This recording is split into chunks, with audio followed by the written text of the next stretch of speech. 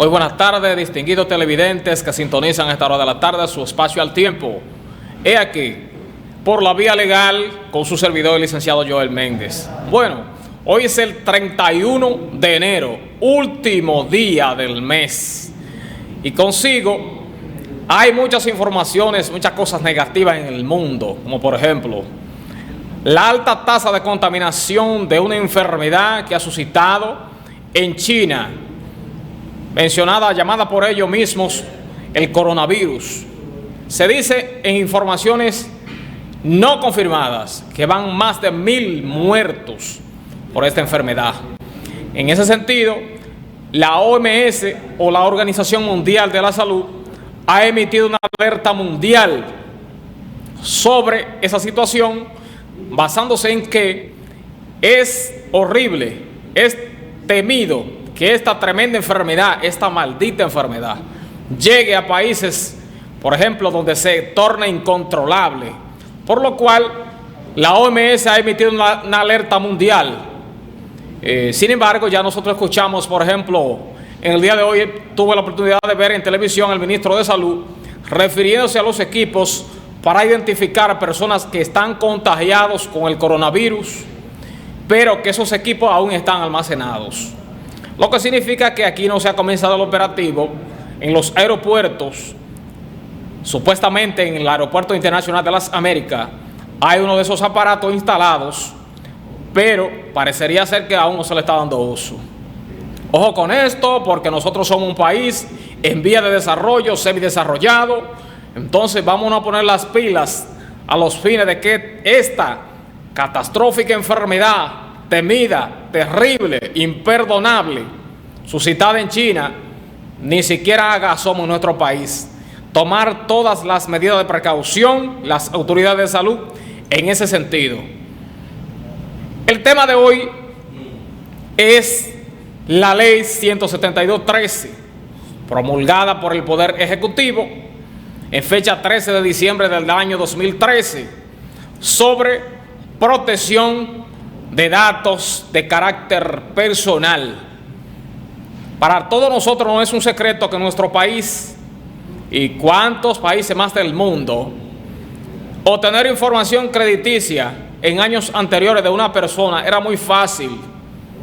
Y yo no descarto que aunque la ley lo prohíba, todavía siga siendo fácil. Fíjense bien, una persona con una información crediticia negativa le trae como consigo que esa persona, por ejemplo, se avecine a un banco, a una entidad financiera, a cualquier entidad crediticia donde necesite un préstamo personal para lo que sea, para un vehículo, una casa o un financiamiento del estirpe que sea. Esos bancos de datos están almacenados ahí, en esos buros de intermediación crediticia, mejor conocidos como BIC. Esos datos almacenados inmediatamente a la parte que se interpela, que se le ha solicitado el préstamo, ellos acuden a esos bancos de datos que tienen almacenados, y por esa razón usted verá quizá que usted sea rechazado y usted dice, pero ¿y cómo lo supieron? Sencillamente han acudido a esos bancos de datos.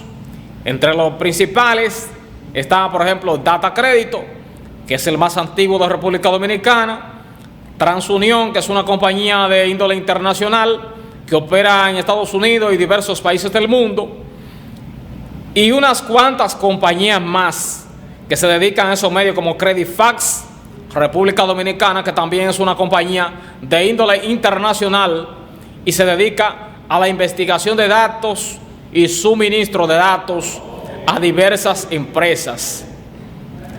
Resulta que muchas personas también tienen la facilidad de accesar, podrían ser, por ejemplo, empleados bancarios.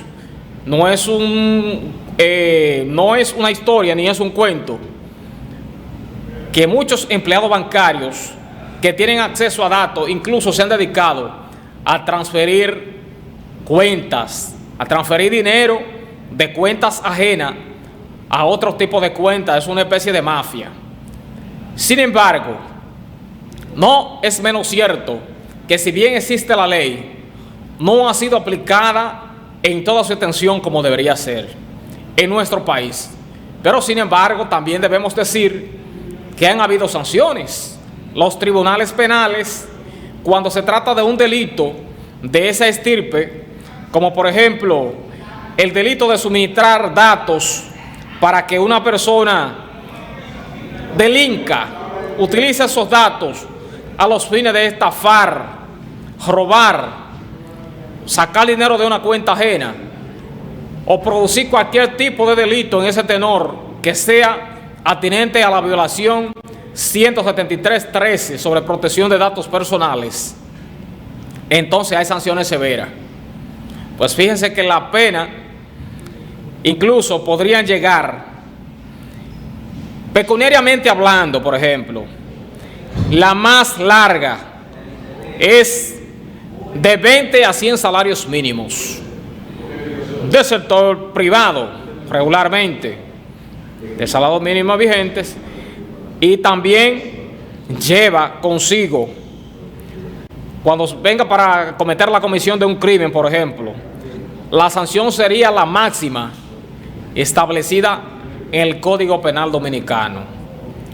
Pero esto no descarta que nosotros como ciudadanos, a través de esta ley, si usted se siente afectado, por ejemplo, por un buró de intermediación crediticia B y C, como Data Crédito, es uso y costumbre, por ejemplo, que usted queda mal en un banco comercial, en una financiera, en una casa de préstamo, en lo que sea.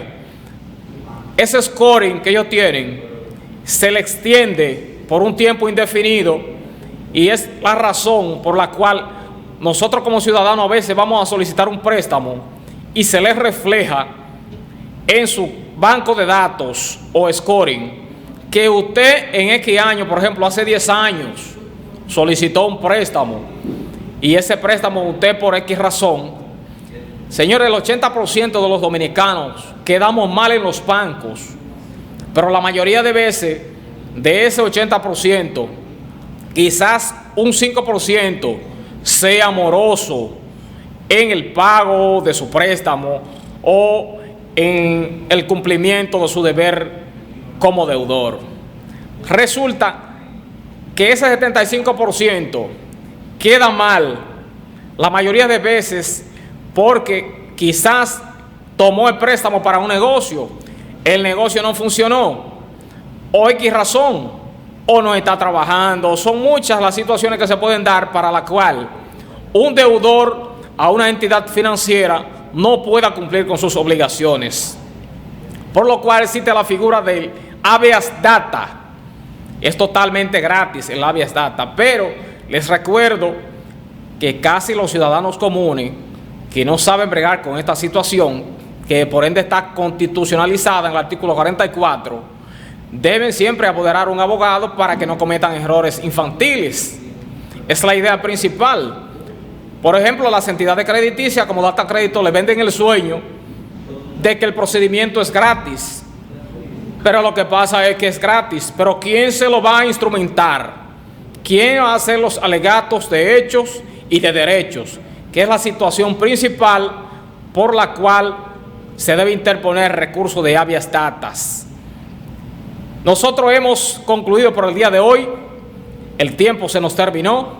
Muchas gracias. Nos vemos en la próxima semana con una sesión más. Buenas tardes.